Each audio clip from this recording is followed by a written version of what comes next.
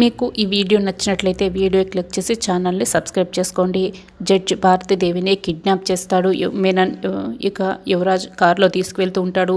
Sudden brake వేసి car ఆగిపోవడంతో ఎందుకురా car ఆపావు అని మేనన్ ఇక అడుగుతూ ఉంటాడు. ఒకసారి అటు చూడండి అన్న అని కార్ని వాళ్ళ కారుకి అడ్డంగా పెట్టిన కారుపై కూర్చున్న జేడీకేడీని అతను చూపిస్తుంటాడు.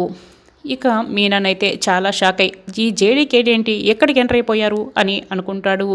నన్ను అడ్డుకునే వాళ్ళు లేరు, నన్ను ఎదిరించే వాళ్ళే లేరు అని ఏవేవో మాటలు కోటలు దాటాయి కదా మీనన్. ఇప్పుడు వాళ్ళని ఎదుర్కొని నన్ను తీసుకువెళ్ళి చూద్దాం అని జడ్జి భారతీదేవి అయితే చాలా కాన్ఫిడెంట్గా సవాల్ విసురుతూ ఉంటుంది. వాళ్ళ సంగతి ఏంటో చూడండి రా అని మీనన్ అంటాడు.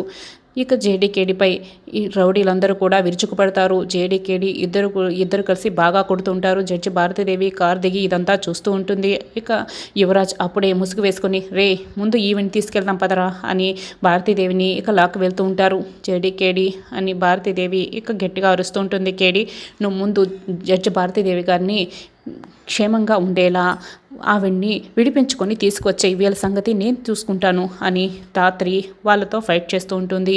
అప్పుడే కేదార్ భారతీదేవిని తీసుకువెళ్తున్న యువరాజుని పట్టుకొని యువరాజ్తో ఫైట్ చేస్తూ ఉంటాడు.